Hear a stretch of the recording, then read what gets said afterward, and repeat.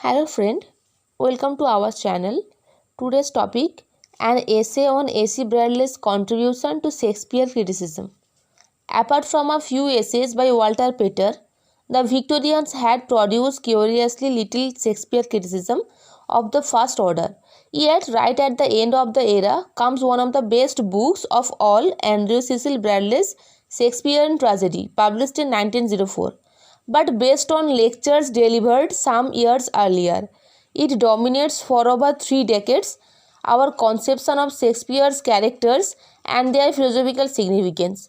His one object is what he calls dramatic appreciation, that is to present the characters of this plays as far as possible, in the shape in which they appeared in the imagination of their creator. Another object is to bring out, through a discussion of action and characters of this plays, Shakespeare's conception of tragedy as shown in Hamlet, Othello, King Lear and Macbeth. Before proceeding to the study of the plays, Bradley devotes a whole chapter to an intensely interesting subject: what is the essence of Shakespearean tragedy? In Shakespeare, Bradley points out the calamities constituting the tragedy do not simply happen, nor they are sent from above, but they proceed mainly from actions, and those the actions of men. The action in many of Shakespeare's plays includes, Bradley admits, supernatural factors which man can neither comprehend nor control. Nevertheless, the human deeds are the predominant factor. Thus, in Shakespeare, the center of the tragedy lies in action issuing from character, or in character issuing in action. The principles established by Bradley are so sound that they have been accepted by many critics and axiomatic truths.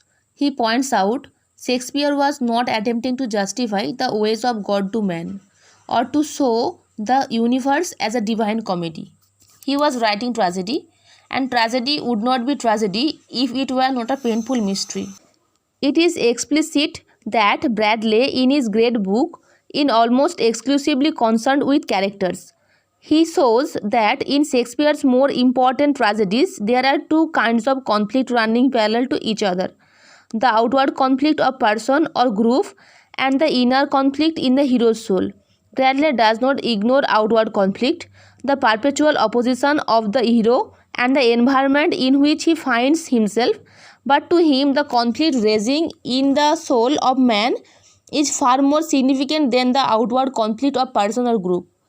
The action in Shakespeare is important in so far as it expresses character.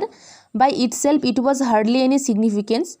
The supernatural in Shakespeare's play is, Bradley point out, never of a compulsive kind, and constitutes no more than one of the many elements in the play.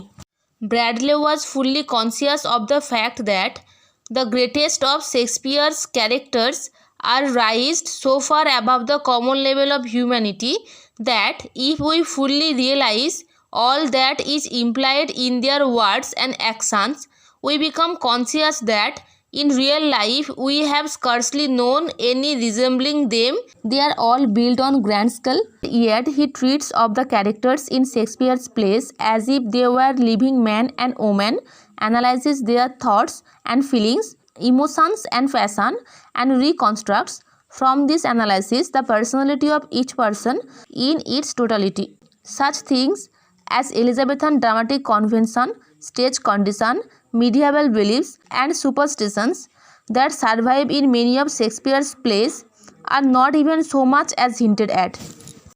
Bradley reconstructs the life of the characters purely and exclusively on the basis of what they say and do in the play.